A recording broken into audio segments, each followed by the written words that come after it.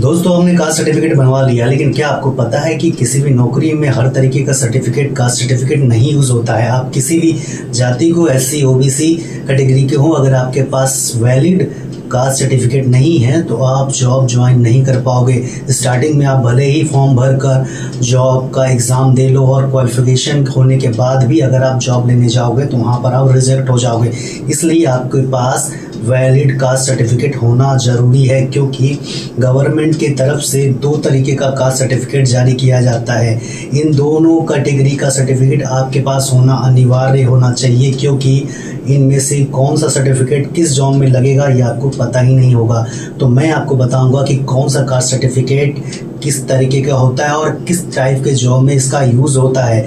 तो आप इस चैनल में अगर नए हैं तो सब्सक्राइब करना मत भूलिएगा, वीडियो को शेयर जरूर कीजिएगा ताकि और लोगों को ये पता हो सके। चलिए शुरू करते हैं। तो दोस्तों, भारत में दो तरीके का कास्ट सर्टिफिकेट बनता है, एक जो स्टेट गवर्नमेंट बनाती है और एक जो सेंट्रल गवर्नमेंट बनाती है। सेंट्रल गवर्नमेंट का जॉब पाने के लिए आपको सेंट्रल का कास्ट सर्टिफिकेट होना चाहिए और स्टेट गवर्नमेंट के अंतर्गत होने वाला जॉब आपको स्टेट गवर्नमेंट का ही सर्टिफिकेट वैल्यूबल होगा, अन्यथा आप रिजेक्ट कर दिए जाओगे।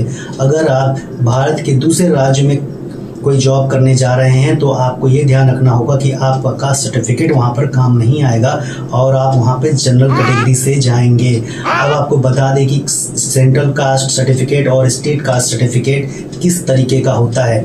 सबसे पहले आते हैं स्टेट कास्ट सर्टिफिकेट पे। तो स्टेट गवर्नमेंट का जो कास्ट सर्टिफिकेट होता है वो उसी के नियरेस्ट भाषा में होता है, जो लोकल भाषा में होता है, जो कि आप जिस राज्य से बिलोंग करते हैं। जैसे कि अगर आप उत्तर प्रदेश से हैं तो उसमें हिंदी में लिखा होगा और साथ में उत्तर प्रदेश सरकार लिखा होगा ऊपर में, और भारत सरकार का कोई भी नोटिफिकेशन उसमें नहीं दिया होगा।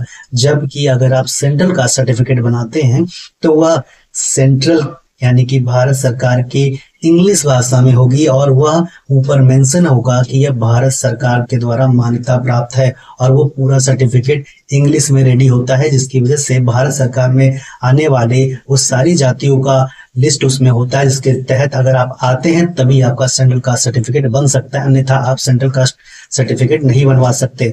और जब भी कोई केंद्रीय जॉब निकलते हैं यानी सेंट्रल गवर्नमेंट की तरफ से जो जॉब निकलते हैं उसमें फॉर्म अप्लाई करने के लिए आपका सेंट्रल का ही कास्ट सर्टिफिकेट होना चाहिए, क्योंकि अगर आपने गलती से स्टेट गवर्नमेंट का कास्ट सर्टिफिकेट लगा दिया तो आपका सर्टिफिकेट रिजेक्ट हो जाएगा और आप जॉब के लिए डिस्क्वालीफाई कर दिए जाओगे। इसलिए इस बात का जरूर ध्यान रखिएगा कि आपका जो कास्ट सर्टिफिकेट हो वो सेंट्रल के अकॉर्डिंग हो। अगर आपने सेंट्रल गवर्नमेंट का किसी जॉब के लिए अप्लाई किया है, जैसे कि अगर आपने रेलवे के लिए अप्लाई किया है या केंद्रीय अध्यापक के लिए अप्लाई किया है या एयरफोर्स के लिए अप्लाई किया है या इंडियन आर्मी के लिए अप्लाई किया है, अगर आप वहाँ पे कास्ट की मान्यता है, अगर कैटेगरी वाइज वहाँ पे छूट मिलती है तो कास्ट सर्टिफिकेट आपको सेंट्रल गवर्नमेंट का ही लगाना होगा, अन्यथा आपको डिस्क्वालीफाई कर दिया जाएगा।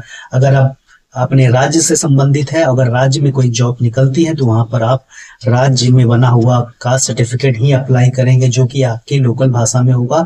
उत्तर प्रदेश में ये हिंदी भाषा में होता है और उस पर उत्तर प्रदेश सरकार अच्छे से मेंशन किया होता है। इस बात का आपको ध्यान रखना होगा।